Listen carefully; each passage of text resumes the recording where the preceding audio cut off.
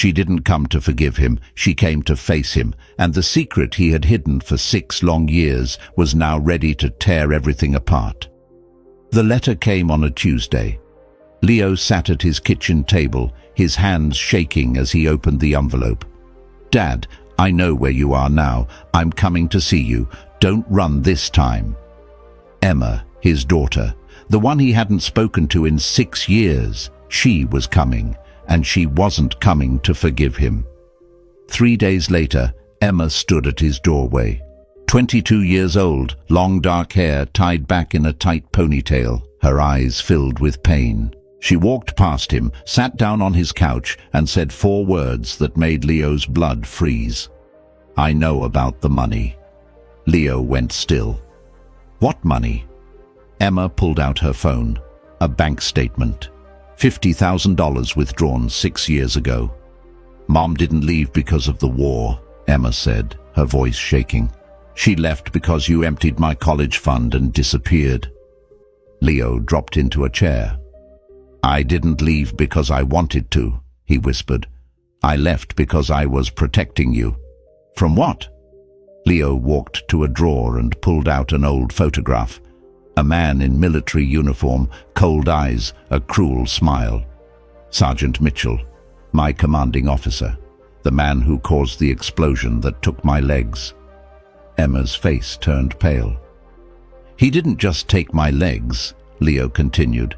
"He threatened to take you. He said if I ever told the truth about what happened that day, he would hurt my family." Leo took a breath. "The $50,000. I was paying him to stay away from you. For 6 years I lived on the streets, so he wouldn't find you. I stopped calling because I was afraid he'd trace it." "Why didn't you go to the police?" "Mitchell has connections everywhere. I had no proof, just my word against his." Emma sat there in silence. 6 years of anger slowly began to crack. "You should have told me," she whispered. "I know," Leo said. "I was a coward. I thought disappearing was the only way to keep you safe." Then Emma said something Leo never expected. "I believe you." Leo looked up. "I've spent 6 years hating you," Emma said. "But I saw what you did. Helping that woman, returning the ring, pushing yourself in that wheelchair for days, your hands bleeding.